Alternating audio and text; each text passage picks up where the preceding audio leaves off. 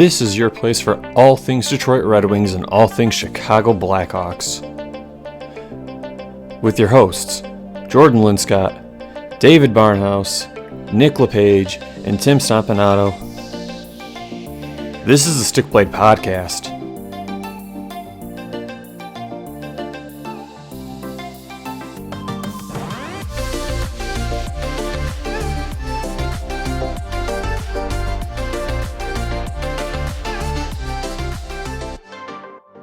Good evening, ladies and gentlemen, and welcome to another edition of the Stick Blade Podcast. This is your place for all things Detroit Red Wings, all things Chicago Blackhawks, news around the NHL. And before we jump into things, boys, breaking news out of the NHL. Steve Yzerman picks up two-time 40-goal scoring winger Alex DeBrincat, the guy who everybody's been talking about for the past couple of days with Stevie Y.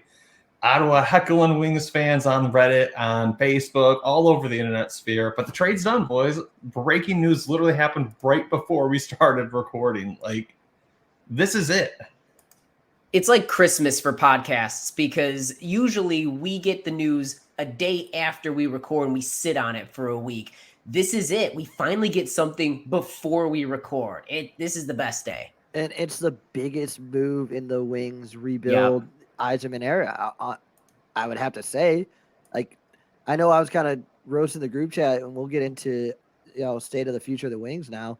But Yzerman was always just like taking the safe route and just kind of doing things safe, making smart moves, just kind of under the radar moves.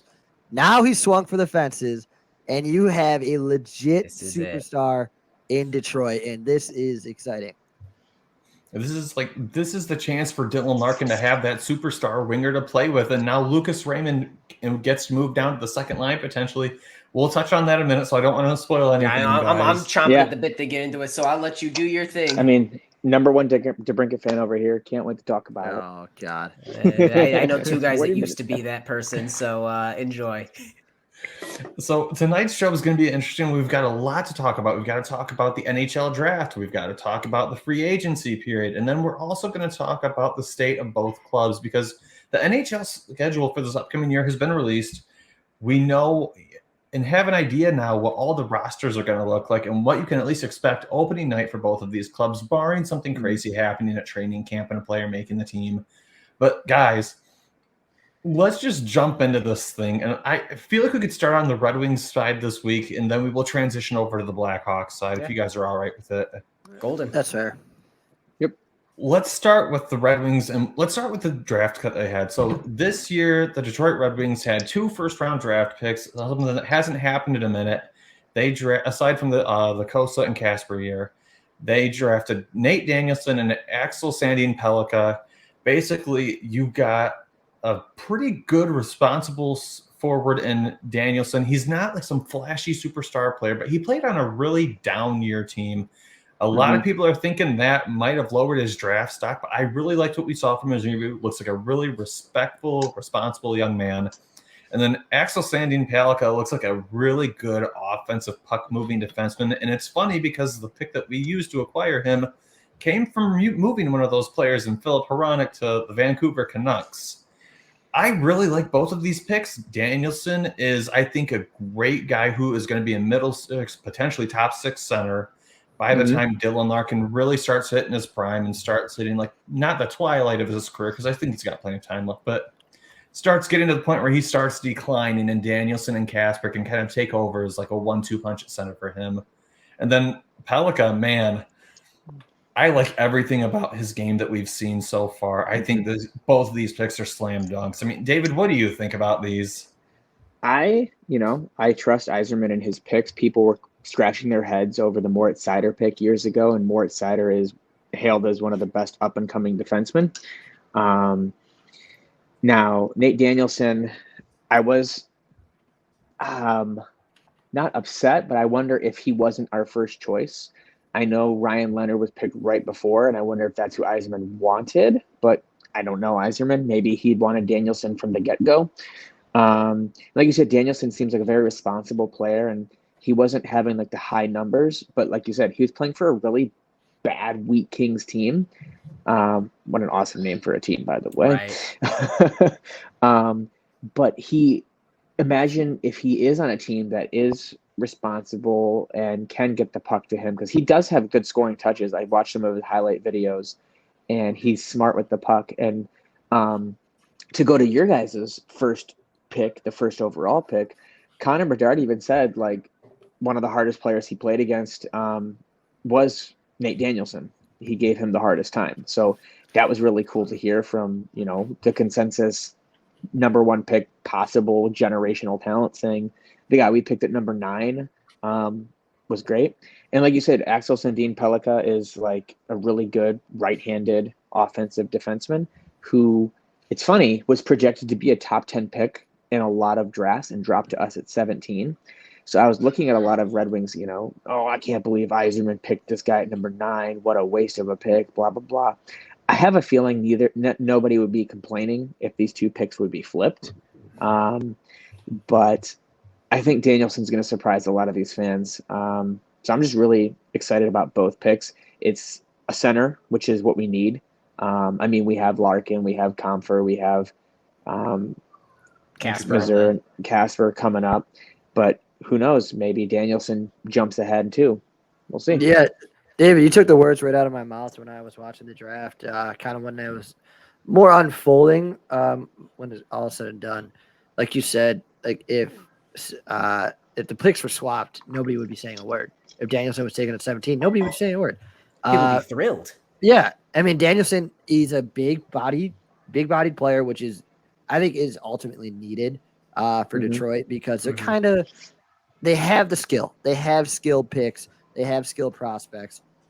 The only pick I thought was like a slam dunk home run. That's Stevie Y's guy. I thought Zach Benson was going to go to Detroit. It just seemed like that he was fell. It was such a shocker. But again, he's a smaller player. Maybe that was on Detroit's board. But I think ultimately at that point, Zach Benson was the best player available. We'll see. Like we said, I kind of wanted to come into this podcast playing devil's advocate on Stevie Y, but he made a big move before this, so I can't talk much. But you gotta just trust the process. So I think Detroit had a pretty good draft. For the first round picks, they addressed both needs. They needed an offensive defenseman minded, and then you get your big bodied center, and he could probably play in and out of or all throughout the lineup, especially with Michael Rasmussen, Dylan Larkin, and who knows, Foligno maybe takes that next step.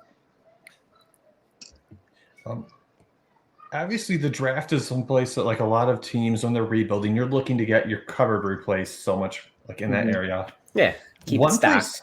Keep it stocked. One thing that the Red Wings really did this year, and it was basically a repeat of last year.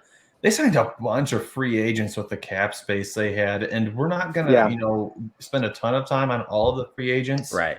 But I do want to walk through all of the free agents that the Red Wings basically picked up.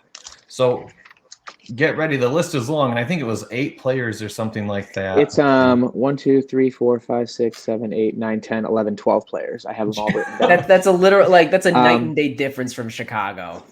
So, Jordan, may I? Yeah, because I have it in front of me. So we traded during the draft. I think that day 2, we traded with Edmonton, one of our back-to-back picks, to get Klim Kostin, the 47th pick, and what's his name? Kaylor Yamamoto. Yeah, Kaylor Yamamoto and Klim Kostin. Klim Kostin. So we bought out Kaylor Yamamoto and then signed Klim Kostin to a 2-year, $2 million contract, which is good for what he does. We re-signed Gustav Lindstrom for a 1-year, $950,000. So just giving him another year, seeing how he develops. And then we got into kind of the big contracts during that time period when free agency opened. Justin Hall, a right-handed defenseman, 3x3.4, which a lot of people were complaining about, like, oh my gosh, I can't believe they overspent for him. But we can talk more about that. James Reimer for a 1x1.5. I'm not as big of a fan of that, but we also let 2 of our goalies walk. Right into Pittsburgh, actually. And then we got Alex Lyon from Florida for a 2-year, $900,000, which I'm actually really excited about. It's a cheap contract. and he looked really good for Florida when he played in the regular season and the playoffs. Daniel Sprong for a 1 year, $2 million. JT Compher was the big one, 5 by 5.1, and people were throwing a fit about that, saying, oh man, this is Cop all over again, which we'll get into in a little bit because I disagree about both things. And Jordan kind of called this one before it was announced. Like, man, maybe we should sign Ghost Beer. And then we signed Ghost Beer for a 1 year, $4.1 million. And then Jeff Fisher. Yeah, Jeff Fisher. For a 1 year, $1.25 million. Christian Fisher. Sorry. I don't know who Jeff Fisher is. That's a football coach. Old Titans coach. Good too. He's a big guy. I'll let you. Those you are guys, the big signings. Yeah, you guys get your thoughts in. I'll rebuttal. So I'm curious. So Sprong is coming off of a 26 goal season, 21, 26, somewhere around there. I'm excited for that. He's a scoring winger, which we needed, and a lot of people are like, oh, I guess this is our DeBrincat. Joke's on you, dummies. We got both. Justin Hall's the one I'm a little hesitant about for how big his contract is, but from what I've read online about Toronto fans, that Toronto puts way too much expectations on people, and he played a lot of minutes. And they say if he plays at a smaller minute, like a third line pairing or a second line pairing, he might actually have better stats. Like, he does have good defensive stats. He's got a good plus minus for what he does. He's in the positives. But JT Compher, I'm actually really excited about. He was a good piece for Colorado, and he can play. Like, I listened to Yzerman's press conference after the signing, and he can play anywhere on that anywhere on the line. He can play your centerman, but he can also get bumped down to the wing like Andrew Kopp. I think people are complaining about it because it's around the same deal as Kopp, and they're like, Kopp had a bad season. Kopp was coming off of a core surgery, which is really hard to come back from, but you could see during the healing, he was actually one of our best players towards the end of the season, and I'm expecting that to continue. I think the same thing with Compher. Having them possibly on the same line together, I think that could be really good to see. Those are my biggest thoughts. I know Jordan probably has thoughts on Ghost since that's who he wanted to sign. So I'm going to turn it over to Jordan now. So it's no secret, aside from Alex DeBrincat, which we're going to put him off to the side as a separate segment because that's a really big move for Detroit. Yeah. Shane Gostisbehere is, I think, probably the most important signing out of this whole free agency group. And people are like, it's only a 1 year deal. That's not the point. I think the point is that Steve Yzerman sees that he's got a defensive group in front of him, of like a very young defensive group in front of him, potentially Moritz Seider, who is early 20s, Simon Edmondson, a kid who's about to be 20 years old, I believe. You've got potentially kids coming up from Grand Rapids who are going to fill in when guys get hurt. And you've got Ben Sherratt, who's a contract you're not going to move. Steve Yzerman went out and made a splash, not necessarily splashy, but bigger move on a 1 year deal to a guy who he knows can produce defensively, offensively, and has been around the league for a long time as a great mentorship to those young kids who Detroit's going to end up relying on when it comes time to compete for a Stanley Cup in 2 or 3 years down the line. I really think that Gostisbehere, this was the big one for me that I looked at and I'm like, I really like this signing. Yeah, it's a little bit pricey, but you have to pay a premium for 1 year contracts, especially when a lot of teams didn't really hand out long contracts as free agency.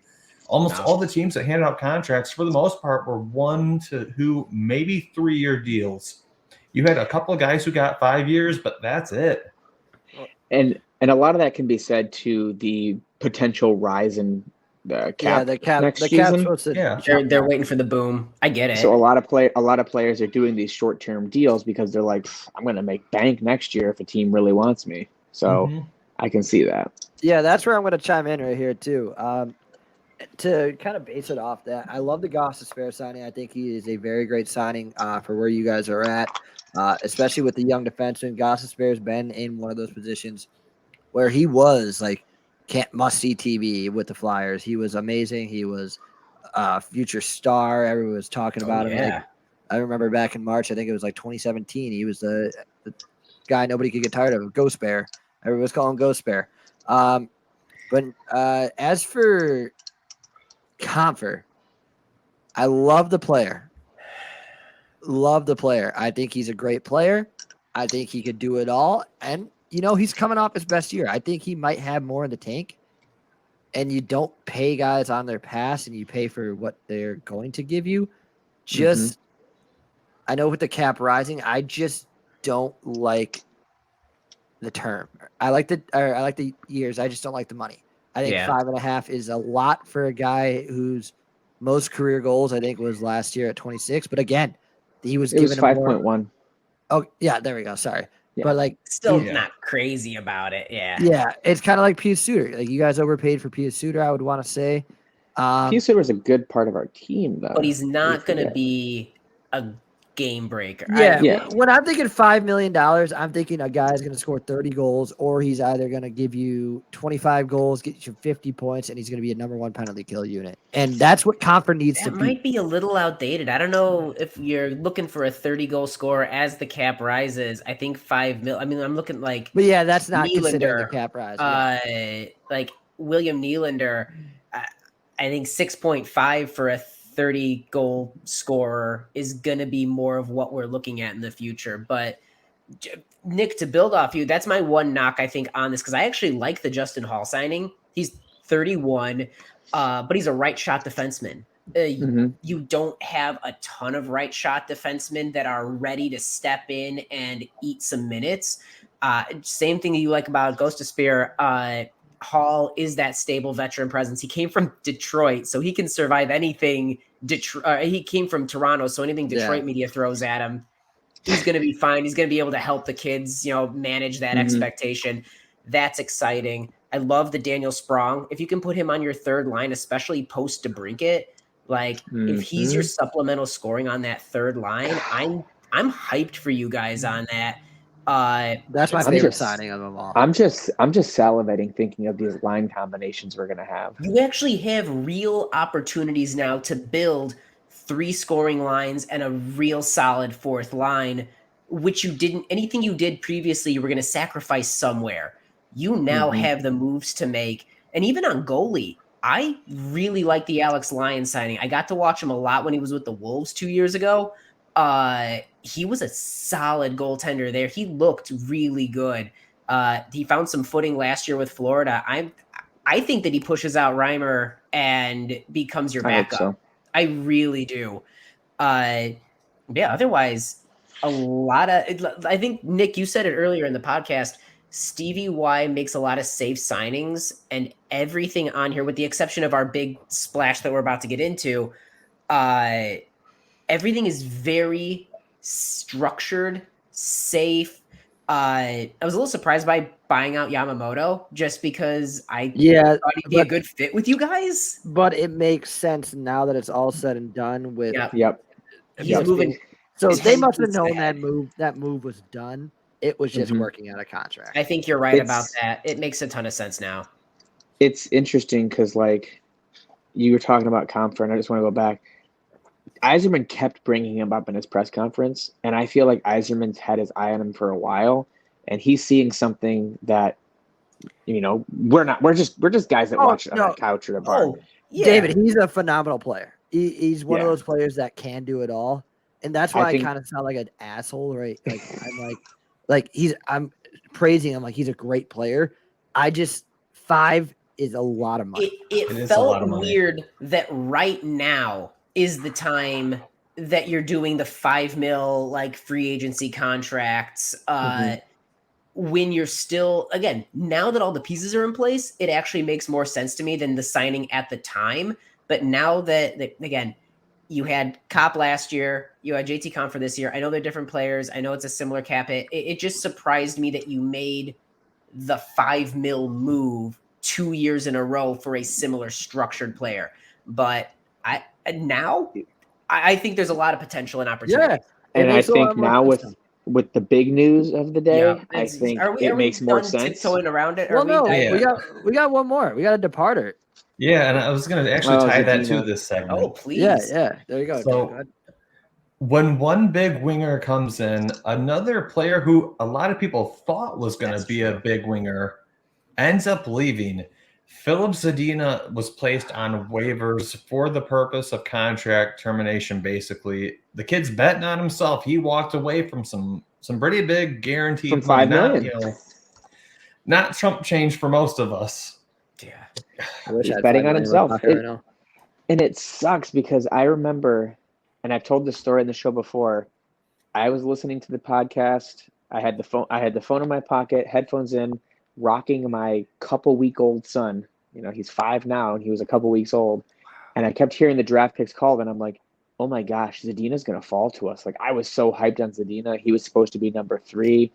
And I'm like, he's going to fall to us as I'm just like rocking this like 2-week-old baby, just trying not to freak out. And then we announced it. I was like, oh my gosh, this is going to be great for our rebuild. And granted, there was good things about his game that we liked. Like, he really developed a good defensive game, but he could never find that scoring touch. And it was heartbreaking because I loved his comments, like, to the teams that didn't draft him. Like, I'm going to fill their nets with pucks. And I'm like, yes, that's what we want. And it sucks. Like, it didn't live up to the expectations. Like, we talked about this before, Nick and I and everyone. Like, he asked us the other day in a text thread, like, how do you guys feel? And it's just like, it sucks. Like, I understand why he doesn't want to report to the Griffins. And he's betting on himself. And I hope he finds what he's looking for. Yeah, it does stink to see a guy like that not work out, especially with how hyped he was. Like, everybody was projecting him to be a top 3 pick in the year of his draft. Obviously, Montreal passed on him. There was that big moment, like, I'm going to fill their nets with pucks. As for it just seems like, I don't want to go like conspiracy dive here, but like it seems like there's a lot going on behind the scenes in Detroit. I agree.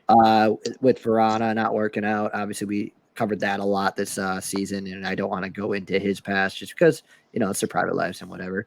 But yeah. Zadina, it seems like he was on the kind of the same path, not with the personal, but like with his personal feelings towards Detroit management wise.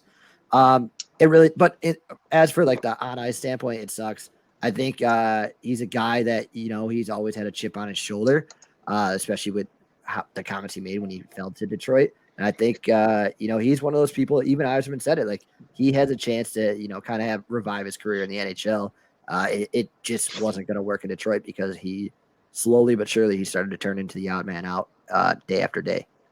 Yep. And like that's really the thing is like Steve Yzerman also clarified in the presser, because Steve Yzerman talked right to the press about this very clearly. He said, there's no hard feelings. He hopes and believes he can still have a productive NHL career. It's just, it seems like Philip Zadina sees he's kind of the odd man out in this situation, and rather than stick around in Detroit, wants to go somewhere else. So like we said, hope he has success somewhere else. Obviously, no hard feelings. Sometimes a player just doesn't fit in your organization, and they go somewhere else, and it pans out great for him. So hopefully that works with him. I mean, I hope the Hawks. Maybe he goes to Chicago. He could go to Chicago. I don't know. I don't know if. I mean, I get the reasoning and the rationale for wanting to bring Zadina over, but we're doing a lot to build a homegrown culture with like our own draft picks, with vet signings. I like the direction of everything that they're talking about not just on the ice, but off the ice. I don't know if with Zadina, I think Zadina is going to flourish in a place where he can immediately jump into top 6 minutes and they have the time to play him. I don't know. I feel like our priorities are with other players, and he needs someone that maybe not cater to him, but give him a little bit more of the time and attention versus where we're at with a lot of our own prospects. Yeah, that's true. Yeah. I mean, not to go on a big Zadina dive, but I think a team that actually makes a lot of sense with that is Seattle. I mean, you've seen how they turned around Ilya Tolvanen's career quite a bit. He had a good postseason. I like that a lot. I think Seattle and Zadina makes a lot of sense for cheap. With Shane Wright coming up, who knows? I mean, but obviously that is the least of the news for Detroit. The big, we teased at the beginning of the show. We broke the news a little, kind of, not really. We just stole reports, but holy shit, boys! We have another player. We have another player in common now. Alex DeBrincat. Alex DeBrincat. Steve Yzerman finally making the big splash in free agency. Yep. He trades a conditional first-round draft pick to the Ottawa Senators. He traded also Dominic Kubalik and a 2024 fourth, I believe. And Donovan Sabrango. Oh, yeah, and Donovan Sabrango, sorry. Sabrango's a good name. So He's a good name. I like this trade for a couple of reasons. A, because after this trade, DeBrincat's going to be making $7.8 million for the next 4 years, I believe it is. So basically, this is a deal where Detroit has a guy who you could expect is going to put up, law of averages, somewhere around 30 some goals, maybe 40 goals a season, depending on who he's playing with. Mm-hmm. They gave up their worst of the 2 first rounders for this, or for the draft year they gave him. The 4th rounder is a nice tie-in. I can't remember. Was it the Boston pick that we had, that 4th rounder for Bertuzzi? It just said 2024 4th on Yeah, the I think thing. it's, I don't know who I it think it's is. Detroit. They would clarify if it was Boston's, but Yeah, regardless. It's a 4th round draft. It's a 4th round pick. And then Dominic Kubalik, he's a roster player for them. Not going to replace Alex DeBrincat by any means, but will score goals. So he will score goals. I do like Kubalik. Donovan Sabrango, who I think he's got potential. He didn't get to Detroit yet. I think he had the potential to make it in Detroit as like a bottom 4 defenseman one day in the future. Ottawa kind of gets like a not a project, because he's certainly not proven that he can't hang at the NHL level, but it's a future asset for them that they hope pans out in exchange for a guy who didn't really seem to fit in Ottawa. And hopefully he fits here. So I'm very excited about this trade. I just love that Ottawa fans were like, yeah, we're going to get a first. We're going to get Jonathan Berggren, all this stuff. And I'm like, if you didn't get those things at the draft, that's not what you're getting. Yzerman's not playing ball with those. And reading all the reports that came out with his agent and with this and that, and it was a mess. And I'm like, oh, Yzerman's just about to fleece somebody. And Kubalik having a really big Worlds tournament, he was doing very well. I think that was a good piece to give away. I like Kubalik a lot. I think he was a great fit in Detroit when he played here, but he was an expiring contract. And, would we sign him back? Who knows? But we're not, because we're trading for DeBrincat.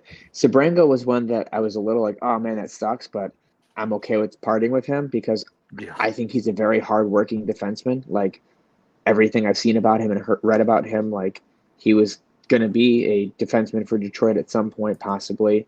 And he's just a hard worker in Grand Rapids. So good luck to him in Ottawa. But Ottawa, congratulations on getting the worst of the 2 first picks and a 4th round pick. Not what you were expecting after you gave up the bank for DeBrincat last year. Yeah, that's where I wanted to jump in. Like, I don't want to make it all about the Hawks, but thank God we sold him when we did. I mean, I love Alex DeBrincat. Same. Love him. He's a hell of a player. I am very excited for you guys because I think he fits y'all perfectly. I think he could go back to that 40-goal season. He is not Kane dependent. I don't care what people say. He is not Kane dependent. That guy has the natural ability to bury the puck. And I think he is just such a perfect fit. And that's what I was kind of hammering at, what I wanted Stevie Y to do. I'm tired of him playing this pity party and saying like, oh, well, we didn't have, lottery luck. Well, if you don't have lottery luck, go out and do something. And guess Create what? your own luck. Stevie Y went out and did something. It's about damn time. I'm getting pumped up just for you guys because this is a huge deal. I'm like, again. Was he a 3rd pick? He was a 2nd round in his draft year. He's a 2nd rounder. I'm so hyped for you guys.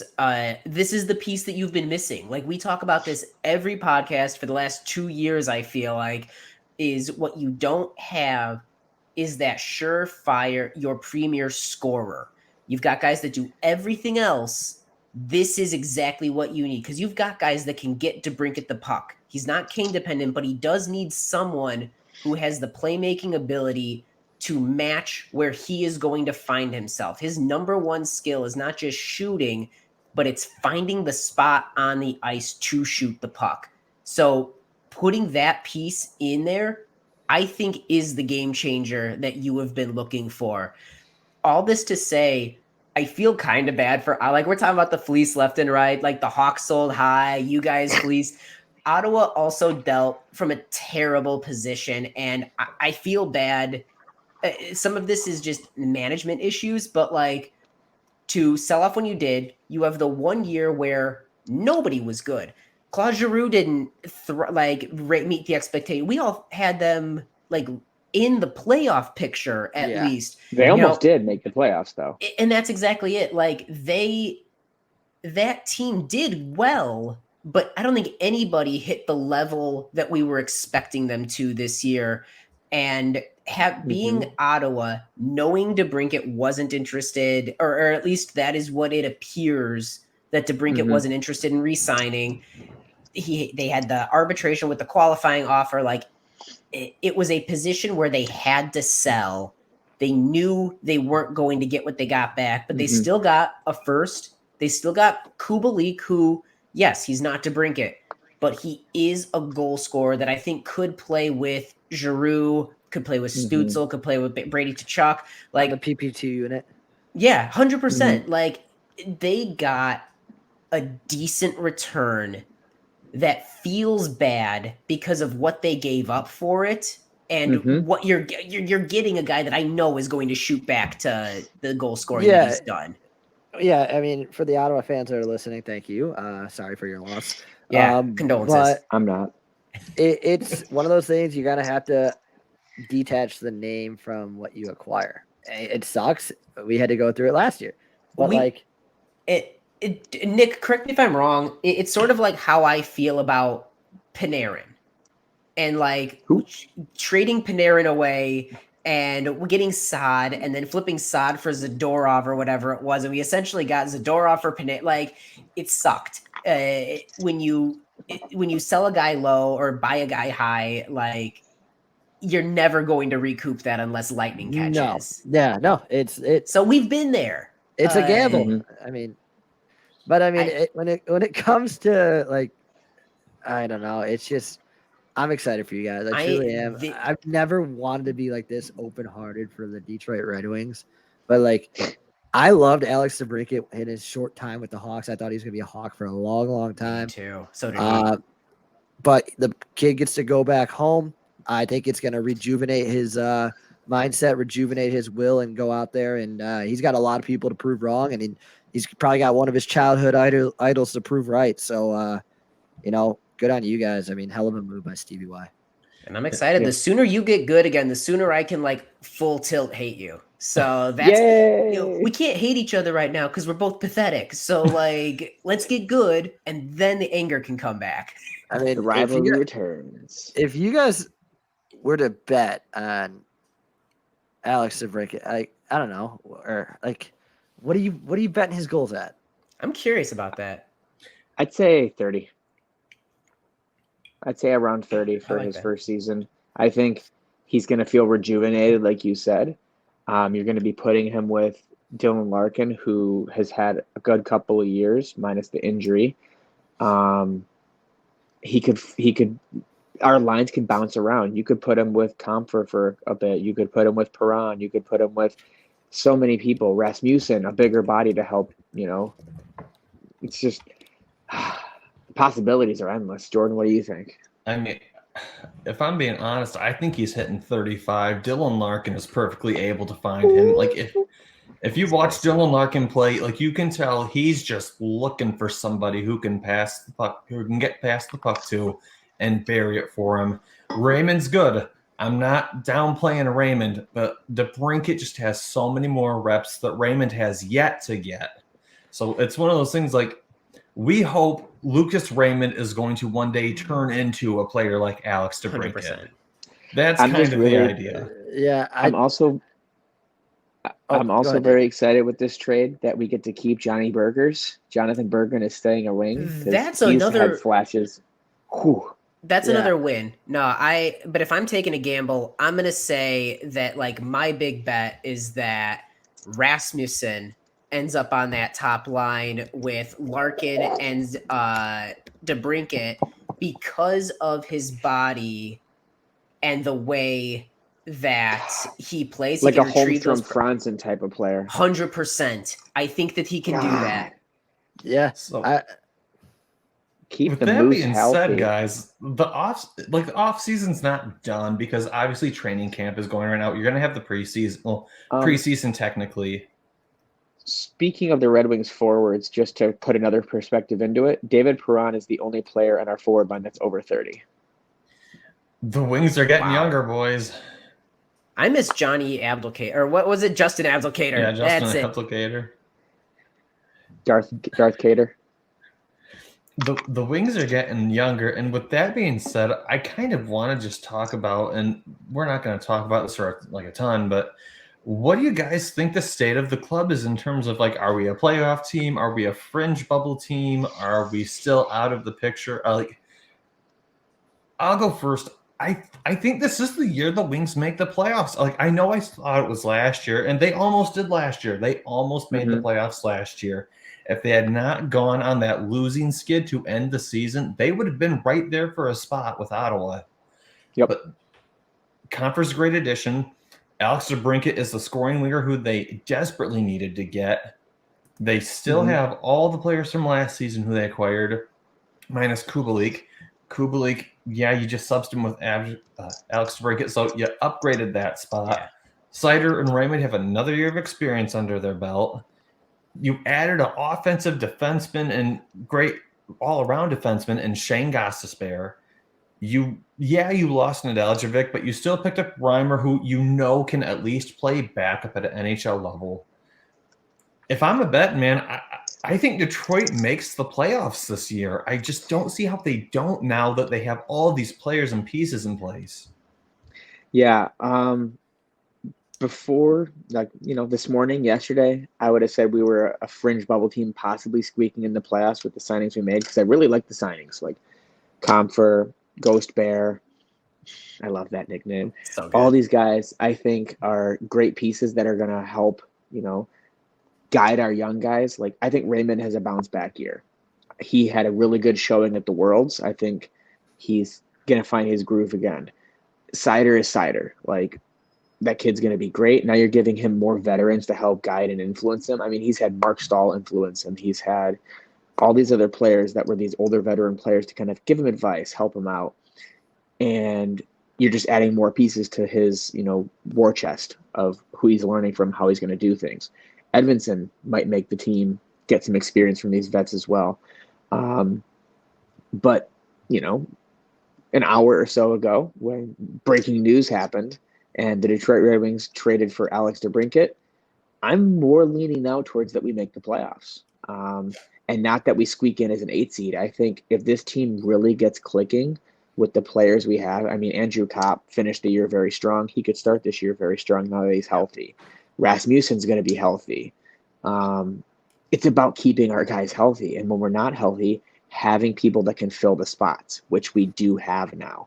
Last year, when Rasmussen went down, when someone else went down, we had guys like Austin Zarnik and Matt Luff and others. No offense to them, but they were not pieces that could help continue this team pushing forward. Now, if someone gets hurt, we have guys like Daniel Sprong who could bounce up, and others. So I think we make the playoffs. All right, Chicago fans, let's hear you. I'm having a blast. I've been just going through Cap Friendly, looking at your forwards and just piecing together line combinations, bringing out the old Blash Hill blender, and seeing who goes where. Oh, man, this is exciting. This is the most exciting forward group that you've had in like 10 years, I think. Yeah. And like it's remarkable because you've got a great combination of skill guys, scoring guys, maybe not on the same caliber as like DeBrincat, but like guys that can score, and then like physical guys, because you've got David Perron can fill a numerous number of roles, and I don't think he's your first line guy anymore just because of the way things are shaking out. But if you put him on your second or third line, same with Robbie Fabry, who's like fully healthy and ready to rock. You've got any combination of them that can play with Lucas Raymond. You've got Comfer and Kopp. You've got Daniel Sprong. Obviously, Veleno is still in there. Johnny Burgers. I think you've got a stupid deep forward group. And I think that a lot of these guys are more seasoned now as well. They're not rookies or sophomores anymore. They're guys that have been around, know how to do an 82-game season. The one question mark I have is still defense, and it's only because you've got obviously Sider is an absolute prince. He's great. Jake Wallman, I'm really high on. I think Justin Hall's going to stabilize some things. Shane Gostisbehere is, a good offensive defenseman that in third pairing minutes will not be a liability. Mm-hmm. Mata's really stable. I think put him with Gostisbehere, you've got yourself a nice little line, but Ben Sherratt's fine. He's fine.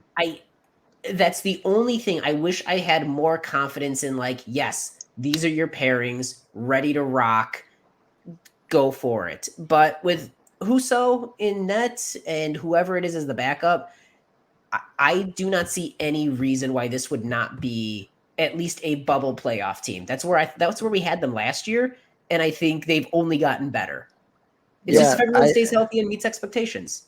Yeah, I'm going to just to make things quick here, just so we could get on. I know we kind of talked about it last year. I had the Wings making the playoffs. I am going to go piggyback back onto that.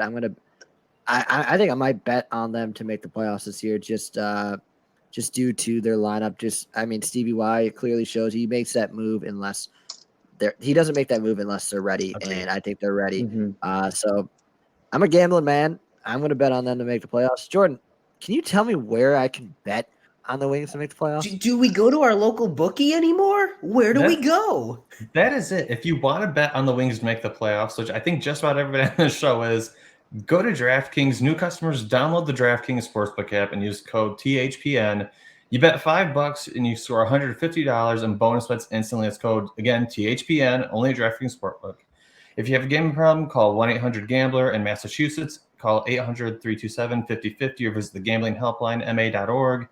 In New York, you call 877-8-HOPE-NY or text HOPE-NY, which is 467-369. In Kansas, it's 1-800-522-4700. On behalf of Boot Hill Casino and Resorts, KS, in West Virginia, it's gambling problem. Again, it's 1-800-GAMBLER or visit www.1800gambler.net. All games will be regulated by West Virginia Lottery. Please play responsibly.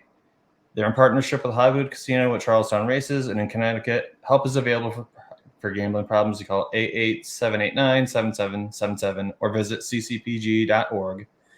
You have to be 21 in most eligible states, but age varies by jurisdiction. See DraftKings.com/sportsbook for details and state-specific responsible gambling resources. Bonus bets do expire 7 days after issuance. One boost per eligible game, opt-in required. Max bets are $50, $10 plus legal requirements for 100% boost. Eligibility, wagering, and deposit restrictions apply. Terms at sportsbook.draftkings.com/baseball terms. So if you want to go someplace, go to DraftKings. DraftKings is a great place. They're great about keeping people responsible. They offer lots of spots for you to get help with your gambling problem, even if you do have a problem. So it's not one of those places where it's predatory and then tries to not offer you help. If you have a problem, they also have solutions for people who have problems gambling. So I think it's kind of responsible in that way. But yeah, check out DraftKings. It's an interesting place if you're into sports betting. There's a whole bunch to do on there. Again, promo code THPN. With that being said, boys, let's go over to the Chicago Blackhawks because you guys had a very different offseason than the Red Wings did. I feel like I finally could just, Oh my God! I had to listen to Detroit. I've had to gas up Detroit for the past half hour. Wash my mouth out and I'm ready to go, boys. We're talking Chicago time. You need some Malort? I need some Malort. I need some au jus for the beef. I'm some ready parlor to go. Pizza. So, Nick, they're absolutely correct. We had a completely different offseason. And that said, it all starts, Nick, at the draft. Do we want to go over our first round picks real quick just to knock that out of the, Who did you guys pick in that first pick? Who was that guy? Yeah, there's a notable player who went in your guys' draft. Rumor has it wasn't alleged after all. The Chicago Blackhawks took Connor Bedard to the surprise of no one. It's kind of nice that it's all said and done. We can breathe. It's as hard as it is, you want to talk about him, but we've talked about him so much since, kind of we discovered him. Don't get me wrong. I am thrilled that Connor Bedard's a Blackhawk. He's saying everything right in the interviews. He's as humble as it gets in press conferences. Like, if I make the team, I'm going to be excited to be a part of it. I want to make I want to make the most of my opportunity. And he just seems like one of those guys that is a natural born leader. I don't think a captain is yet in the future. I don't think you don't put a captain on anyone yet. I don't think But so. Yeah. I cannot wait to see Connor Bedard number 98 jerseys, not only for the current fans now, but like it's reminiscent of when Kane stole the hearts of Chicago. It really Like, is. Connor Bedard is going to be that player for 10 to 15 years in a Chicago Blackhawks sweater. There's nothing anyone can do about it no more. I am excited. I seeing that draft pick finally go down made it surreal. Like, it's like, holy shit, this is real. We have a generational talent. I mean, this is the most hyped prospect since McDavid.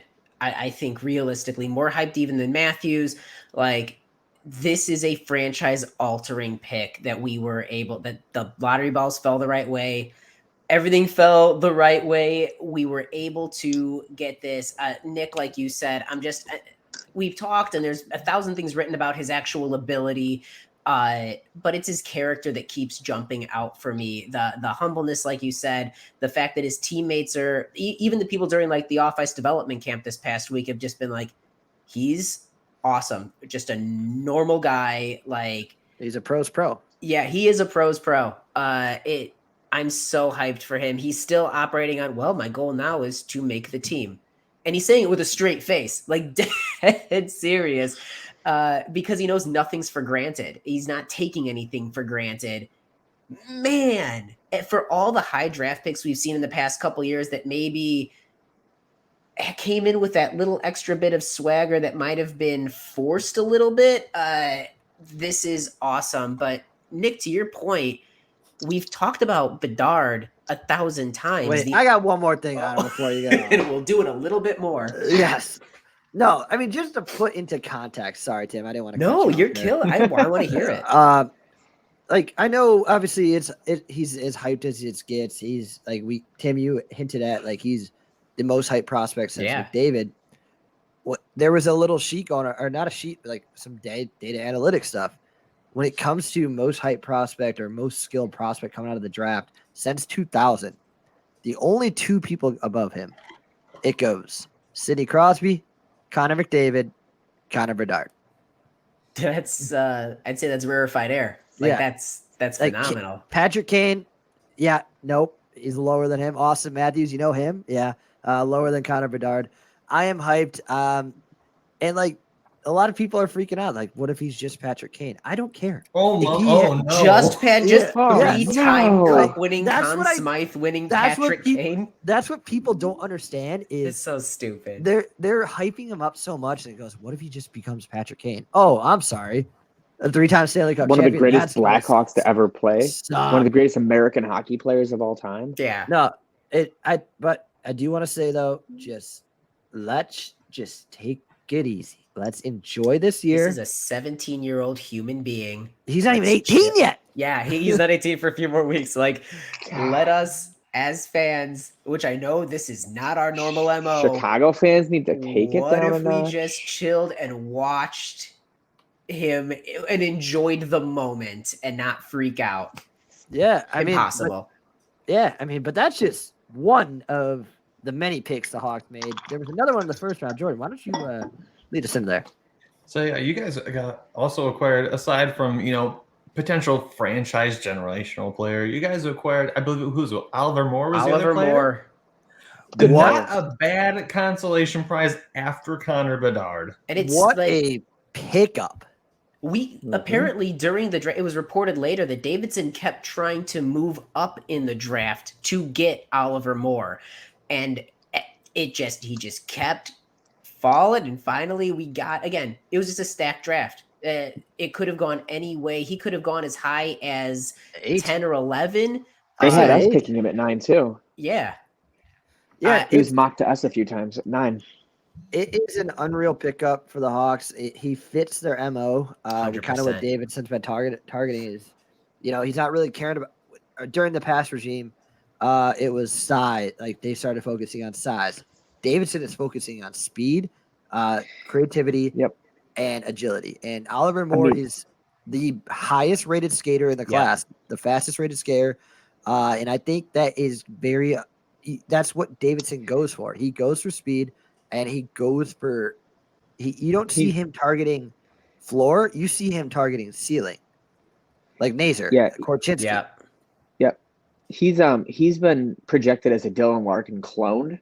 And if you guys are getting a clone of Dylan Larkin, congratulations, because Dylan Larkin is phenomenal. That would be a dream. I mean, and what's cool to me is it's not just his speed, because we've seen speed in like Andreas Athanasiou, but it sounds like he's got the skill to go with it, and his edge work is really. They're saying it's like NHL elite caliber. I was reading a Scott Powers article rating the draft, and like the fact that he's got his top speed, which is phenomenal. But his edge work, the ability to change gears, the ability to like cut and shoot across the ice, that's what I'm really excited about, because that's how you start to make plays. You create high danger chances. Man, I'm really excited. I know that he's either able to project on the center or wing. At best, he's our second line center.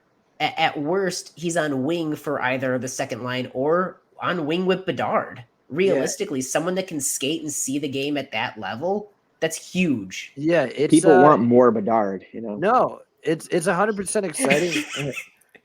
That's stupid. I love it. It's exciting just to see, Connor Bedard, not the fastest skater, he's still a very strong skater. But you see what the Hawks trend kind of is with Nazar. He was the highest upside player in that last year's draft. Oliver Moore, highest upside skater. He has a ton of upside. He could be a steal. Projected top 10. He's also.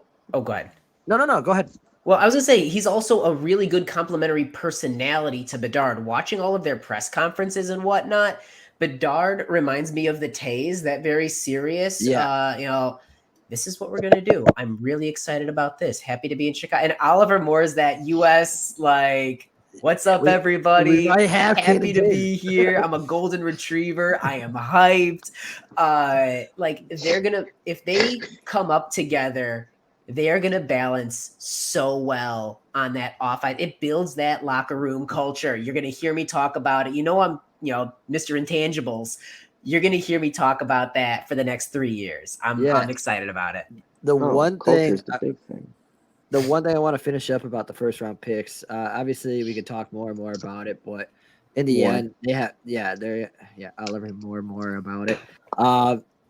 But I think, obviously Connor Bedard's a generational player. There's more to it though now, because when you draft a first round pick, they have so much expectations as is, like Korchinski, Nazar, Oliver Moore, Sam Renzel. There's so much expectations for them to be like these franchise altering players. But when you have a generational talent of Connor Bedard, all eyes are on him. The weight off their shoulders of Nazar, Korchinski, Oliver Moore, and Sam Renzel. It is a relief, and I think that's going to make a difference when it comes to their development, because the pressure is off them. It's on Bedard, and based off what we've seen in Bedard with the media, he can handle the pressure. One thing I do want to talk about with Moore, you actually brought it up, Tim, his edge work. I remember a couple of weeks ago, we were talking in our group text about, how important skating is. I think I actually said it in the text. Being able to pivot is such a insanely valuable skill at the NHL level when you need to be playing both ends of the ice, because of the fact that it lets you start either following the play back the other direction, or it lets you, as you see the play coming your way, turn back, and then you can see everything coming your way. So you're not playing guesswork if you catch the puck, either by creating a turnover or catching an accidental turnover. That skill is huge at the NHL level when it comes to actually being a consistent everydayer. And that's great. That's one of Moore's strong suits. Yeah. That's the one thing that you really need. You 100%. need to be able to skate at the NHL level. No, yeah, when you have a threat like that on the ice, it is difference making. Like if he can make a quick cut, make quick deke, or cut off a pass like with slight edge work, and if he amounts to a center, especially because he's going to be playing that two-way game, that could open up so many other chances. And it's I'm And for excited. everyone else, yeah. Yeah, I'm excited to see where it goes. It's gonna be another 2 years probably for him, but what a start for Davidson. And I know my video interrupted before, like our before show talk. That's what I was watching was Davidson like freaking out that Oliver Moore fell into his lap at 19 when he's trying That's to so trade up for him. So stupid. I'm excited. As for a quick like draft recap, Nick Lardis, very excited about. Yes. I think I'll keep this short because I don't know much about these guys. He has one of the better shots in the draft. A average size guy, like 5'9", 5'10". Hell of a shot though. And then Adam Gajan, that's another guy I'm excited about. I wanted to talk about him, so that's good. Very athletic goalie out of the Czech. Czech. Yep. He's the one Connor Bedard embarrassed in overtime. But when you got Comesso and Soderblom kind of in the waiting, and who knows what goalies You can takes develop a 5 goalie. years. Yeah, so I'm thrilled with everything else, and then Hawks then targeted size with everything else. So we'll see how it develops. But Nick Lardis and Adam Gajan are the guys I really wanted to make points for outside of Moore and Bedard. You mean you're not going to talk about Marcel? I mean, phenomenal name. The greatest name of the draft, and apparently 242. He's Is it as good as ball. Amadeus Lombardi? Amadeus Lombardi versus Marcel. I'll watch it every day. All this to say, I mean, the draft we picked a really big rated goalie too as our third pick with Trey Augustine. So like we That's both right. we got the USA goalie because the Hawks kicked off the goalie market, Yeah, you guys kicked off the goalies. It was like 3 or 4 more goalies fell in those like next 10 picks of just like there goes a goalie, there goes a somebody started it but yeah, our draft was really our big off-season move. However, obviously, Nick, we have grown and structured our team a little bit through both trades and free agency. I mean, getting Taylor Hall, because again, Connor Bedard, fantastic. You need people to play around him. And the fact that we were able to trade to Boston and get Taylor Hall and then the rights to Nick Foligno, which we then signed to a 1-year, $4 million deal, that's huge in the next step of building around Bedard, giving him those veterans, giving him those people to play with, have the locker room presence. I don't know, man. I'm really excited about that trade personally. Yeah. I mean, you get Taylor Hall. Sorry, you get Taylor Hall, who's also a former first overall pick. So he's going to be a big mentor for and has not only been a former first overall pick, was a first overall pick in a Canadian market where the media is merciless. Mm-hmm. He has been through highs and lows. He's been traded. He's been a Hart Trophy winner. He's been a journeyman now. He's been a supplemental goal scorer on like a third line. The man has had the highs and lows of a career, and now he's able to take Bedard and be like, I'm here to help you. I can do this. He's exactly who you want. No, he's 100% what you want. He has the experience of not only being a first overall pick, but helping mentor these these first overall picks. Obviously, you have a guy like Yakupov didn't really work out. Jack Hughes, he mentored. Ryan Nugent-Hopkins kind of reviving his career at Edmonton with McDavid there now.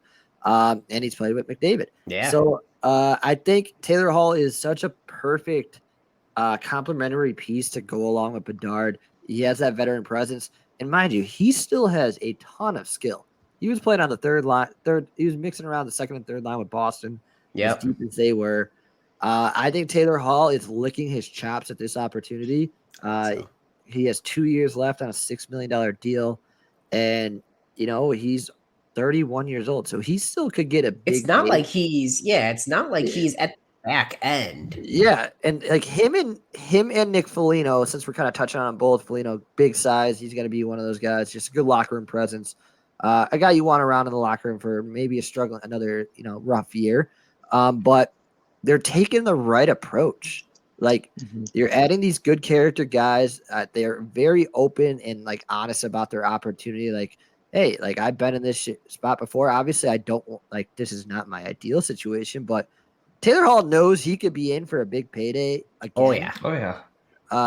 Like he could see another $6 million deal just because he might put up 70 plus points this year playing alongside with Bedard. So I'm excited to see it. I think it's a great.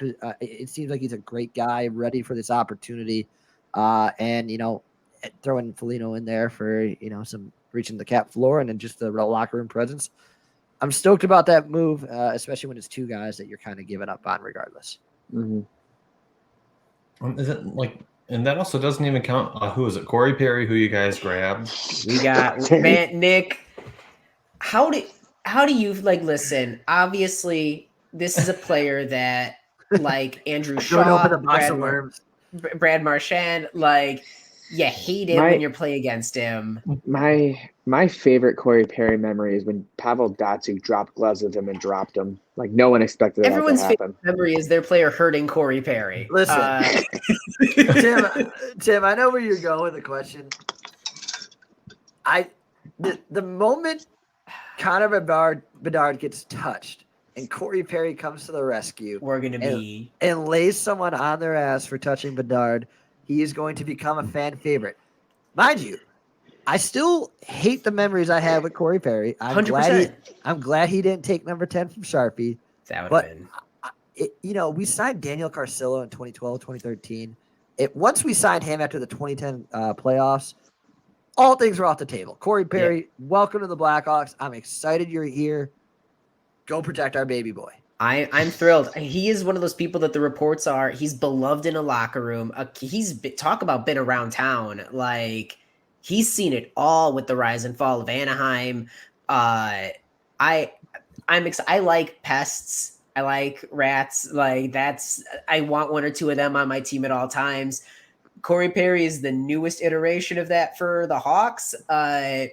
Thrilled for that first moment where we're watching a game going, I'm glad he's here. This is it. This is why he's here. Yeah. So what a time. Who would have thought in 2013 we would be saying like Marc-Andre Fleury was a Blackhawk, Corey Perry was a Blackhawk, Taylor Hall, Blackhawk. Jonathan Toews kind of just dwindled off in the sunset. Patrick Kane was traded for essentially nothing. And what a weird time to be a Hawks fan. It's a weird time, and yet we also have Connor Bedard. And generational prospect. Ryan Donato. You went from one generational prospect to another. Hey, you can't forget about Josh Bailey's awesome tenure with the Blackhawks. You know what? I hardly knew you. Yeah. Hawks just minor cleaning up on the Hawks news. I know we're rambling on. Hawks got a 2026 second round pick from the Islanders for Josh Bailey. So, and then Ryan Donato. Love the signing by Ryan Donato. I think he's kind of like a very nice complimentary player that you can play up and down the lineup. He signed, was it San Jose he was with that I really liked his game with? And then he was in Boston after his college year. And then he was in Seattle last year. He's one of those guys. He doesn't get a lot of credit. He doesn't do anything exceptional. He's just a very good, solid, all-around hockey player. He's like my ideal. He's exactly what I imagine when I think of middle six player. Yeah. He won't screw anything up. He won't change the game in a positive way. He'll give you 12 to 15 minutes of good hockey every and he'll chip in some goals. He'll stop good old Danny some play. Cleary style. And every team needs that. Exactly. If he's on your third line, you can feel safe when they're out there. And that's a good feeling. That's really it for free. Yeah, sorry, Jordan. I know we were kind of rambling on with some of the topics. So all right. It's the state of the club of Chicago. How you guys feeling about it? Jordan, transition us. So, again, the Red Wings and the Blackhawks are at least projected to be in such very different places. The Red Wings are trying to really start climbing up their way from the bottom, it looks like this season, especially like we said with the DeBrincat move and all the other moves they made in free agency.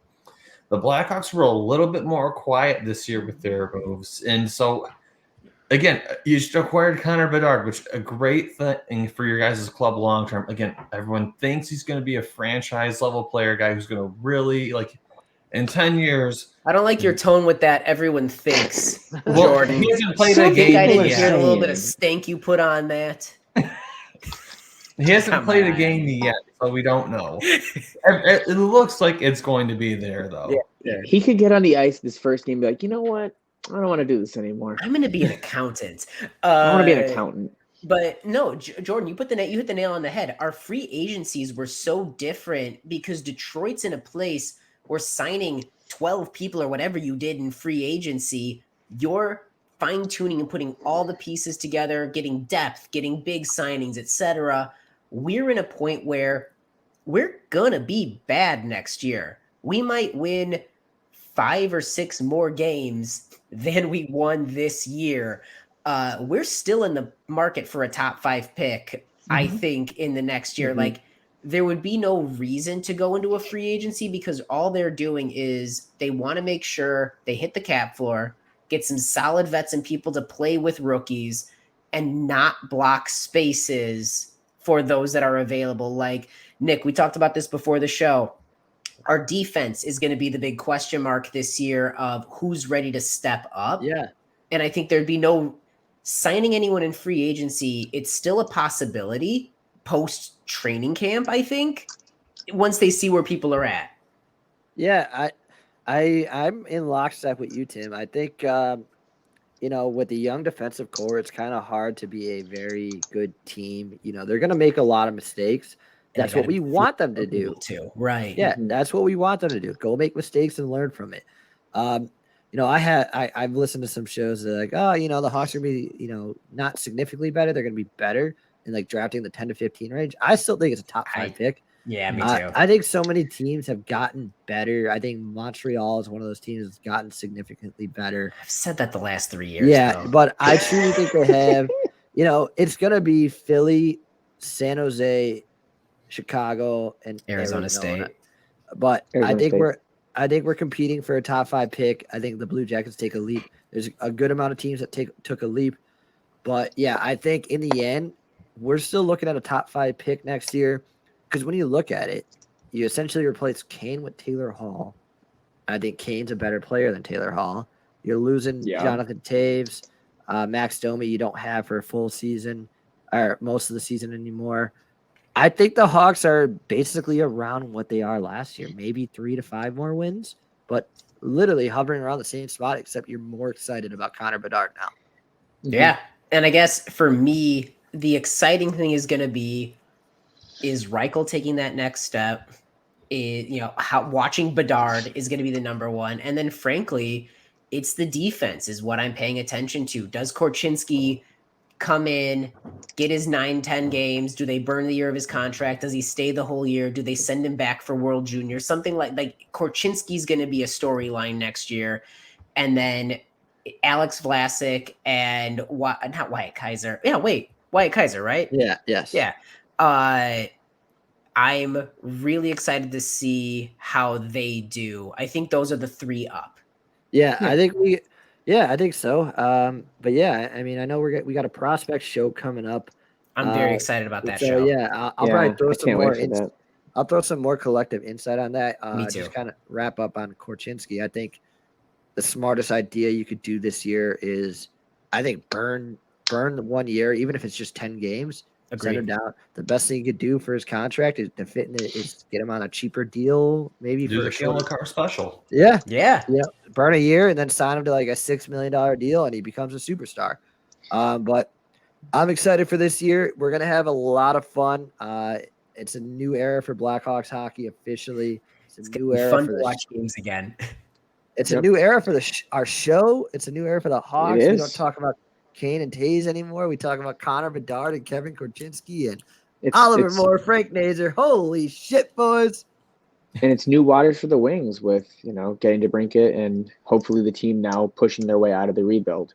A lot of people were wondering if the Yzer plan was getting delayed because of, the not getting the lottery picks. But like Nick said earlier, you got to make your own things happen. That looks like what Yzerman's doing. And speaking of the prospect show for next time, I have to adjust my short list because Sabrango was on my short list of being one of them. Hilarious. But talking about your guys' club from the Red Wings perspective. Yeah, please. I want to hear what you think. Sorry, where we're I kind of rambled on there. Yeah, I know exactly where you guys are because we were there at one point a few years ago where things were not looking great. Luckily, you guys had the lottery odds go in your favor this past draft lottery to get Connor Bedard. but you're not expecting to win. I remember it was that COVID season or the season after where Jordan and I were like, it'll be fun to see them win a couple games. Like it's not going to be a fun to watch. We're going to probably lose some players. It is what it is. But just know that you're at the bottom of that hill like we were, and you can only start going up now. Like there is a light. You're not Arizona State. Good things are coming. I mean, I feel like I love Kyle Richardson. My Kyle thing Davidson. is this, Wait. I guess these are kind of going to be. Sorry. I think I kind of want to finish the show with this, but they should be words of comfort to Blackhawks fans. I know it's not fun watching your team lose games. David and I have firsthand experience with that, and we saw it about as bad as it can get during the 2019-2020 season. With that being said, glue your eyes to your young players on the team or guys who you are expecting to push for spots on the team, like Lucas Reichel, like Connor Bedard, like Frank Nazar, like Kevin Korchinski. Watch the hell out of those guys, because those guys in 2 or 3 years are going to be all the players you're watching. And even if the main club right now is not a good product to watch, those players are all projecting that way. Take some solace in the fact that your management group already has a lot of future pieces in place, because a lot of teams that go through rebuilds don't really do that until they're 3 or 4 years along in the process, because management didn't have a plan. Kyle Davidson had a plan from day one. He's been sticking to that plan, and it really looks like if everything goes right, like it's projecting right now, it's not going to be as long as of a rebuild process as a lot of teams do, just because of the fact that you got the lottery luck with Connor Bedard. You got some really great prospects. I still stand by it. I think Frank Nazar is going to end up being one of the best players from his draft. I agree. I watched him a lot in Michigan. He was really good. Lucas Reichel, I think if there's any player you watch aside from Bedard, watch Lucas Reichel. I think he's really being slept on, to be honest. He's got so many great tools. You saw him last year a little bit. Take solace in the fact that you have a lot of young players coming through your system soon, and those players are going to be the ones that you're looking at 5 years from now and saying, man, it was awful being bad for those years, but look at the pieces you're about to have. Yep. No, Jordan, I think you hit the nail on the head. The hardest part of this all is over. The teardown is always the hardest part. Kind of losing the pieces that we love, losing the memories that we had with certain players. And now it's kind of, the teardown's down. Now it's just the build part. Now we build.